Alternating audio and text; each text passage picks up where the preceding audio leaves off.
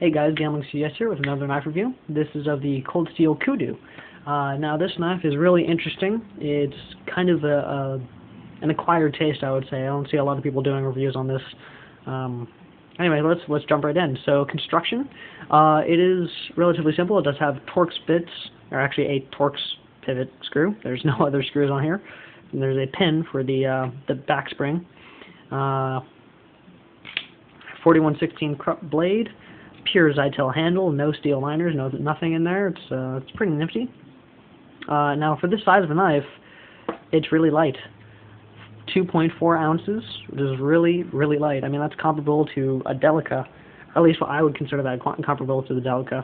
I don't really have to deal a lot with weight, but like this thing disappears in my pocket. Like I almost start reaching for my Mora whenever I have to do cut stuff, and then I'm like, oh hey, I've got the this with me, the Kudu. Anyway, it's very interesting. Now I don't see a lot of people doing reviews on this knife,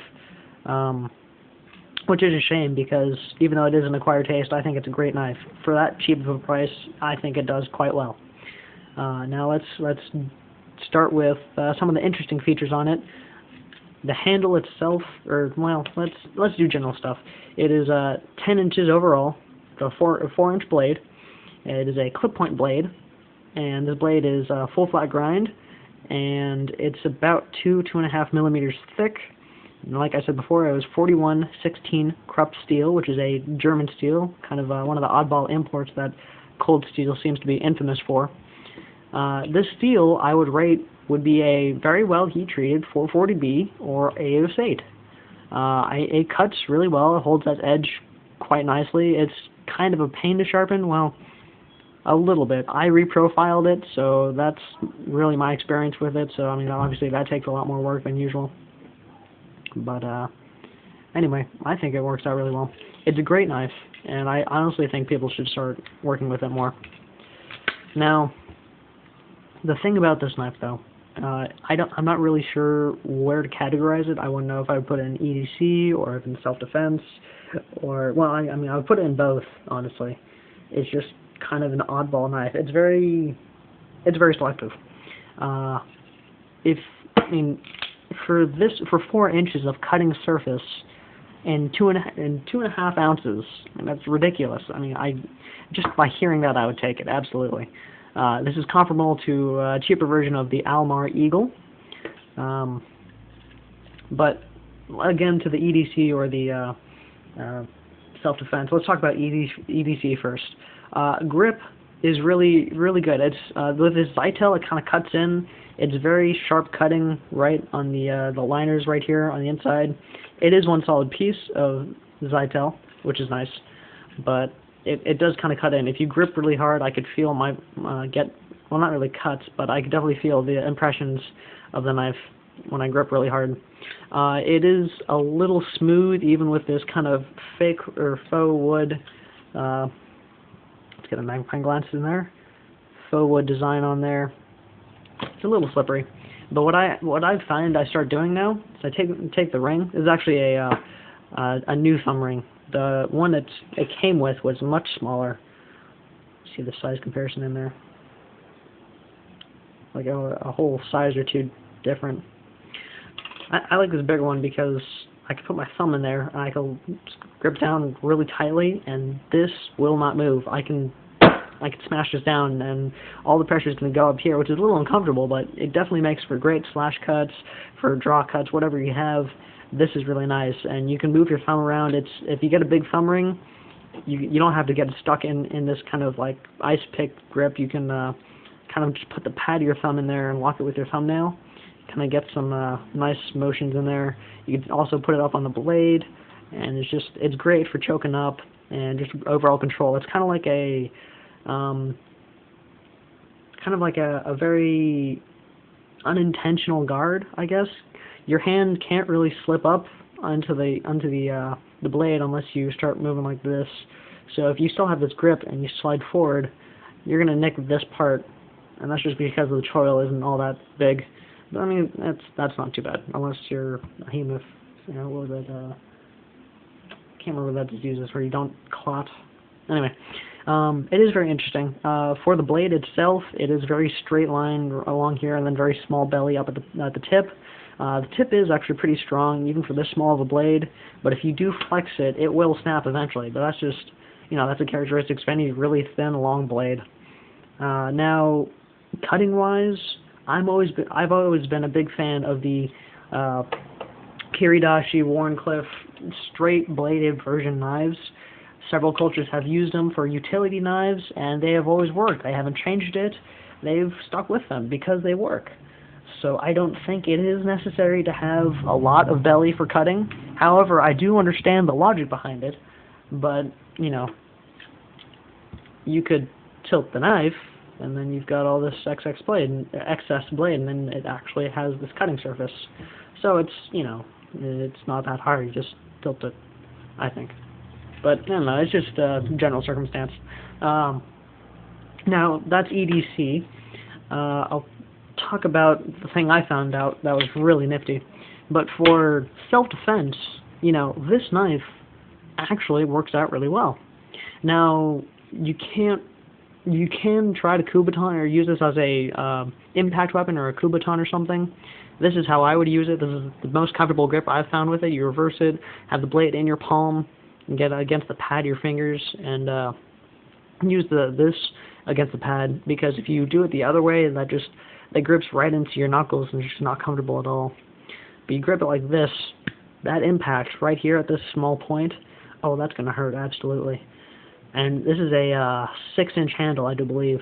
So that much, you get a good 2-inch clearance.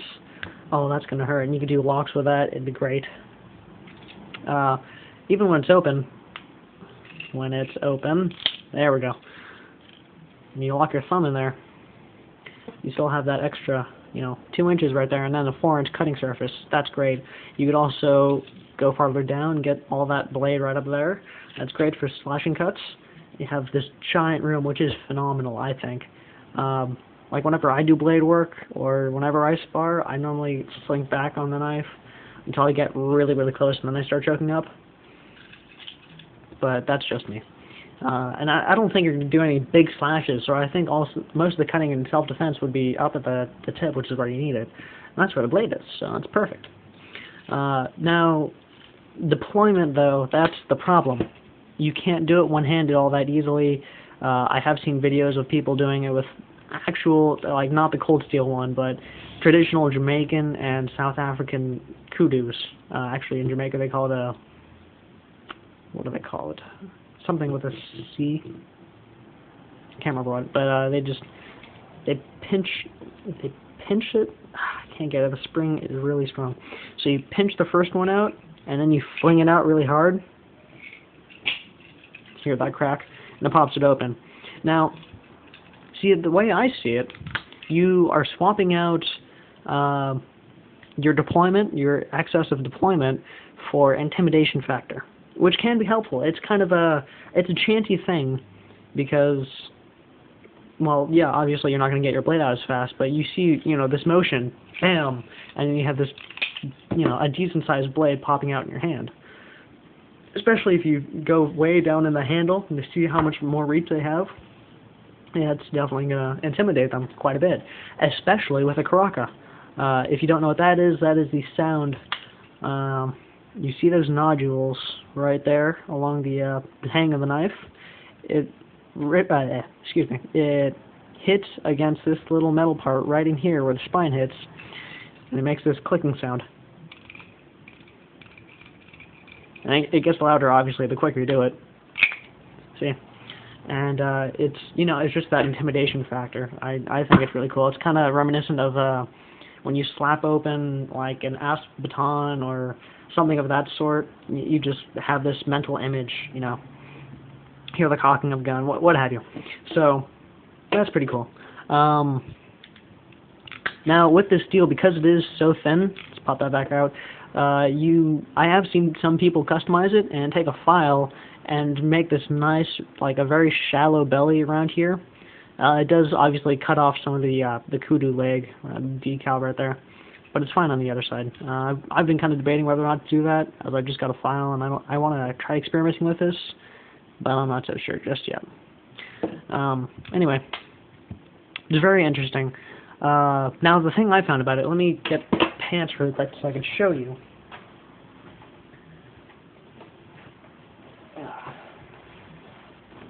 Let's move this stuff out of the way. It's really interesting. If you have pants... I need to get a more stable tripod. Alright, so you got pants. These are jeans I generally wear every day. Instead of having a pocket clip, you let it sit on the outside of your pocket, and this ring just sits there. You can see that, get that a little more in focus. It just sits there, and that's how I've been using it. I just keep it. That's exactly where I keep all my other knives, and it fits perfectly. It doesn't put a lot of wear on the actual edge of your pocket, and it just sits there. It doesn't have enough weight to put any wear on it. I mean, you can see some wear and tear from my other knives, but that's, you know, that's from the stronger clips. It just sits there, and you can tug on it, and it's fine. And it's really not that noisy. And, I mean, it is kind of interesting seeing a ring hanging out of your pocket, but, you know, comparatively to everything else that you might have in your pocket, whether it be like the chain from a wallet or what have you, it's something. You can, I'm sure, spray paint these key rings, make them black or whatever, and blend in more and more. But it is nice. So I think that's nice. It's a nice touch instead of having a pocket clip, because it doesn't wear down your pockets, and it's just easier access, and I like it. I think it's pretty cool. But that's just me. And so obviously that'll only be tipped down left or right hand carry because it is equally a size. But that's not a problem, seeing as how you can't really deploy it all that quickly with one hand unless you file down those knobs. What else? Survival knife. I have baton with this knife, and that was kind of a chore. Lock is still just as tight as ever. No blade play whatsoever. For a $5 knife, this is really nifty. I do enjoy cold steel knives a lot now. This is my only cold steel knife, but I definitely like what I'm seeing from all this. But yeah, so that's just something I wanted to show. That was, I think, really nifty. Get my stand and everything set back up. Move this back over.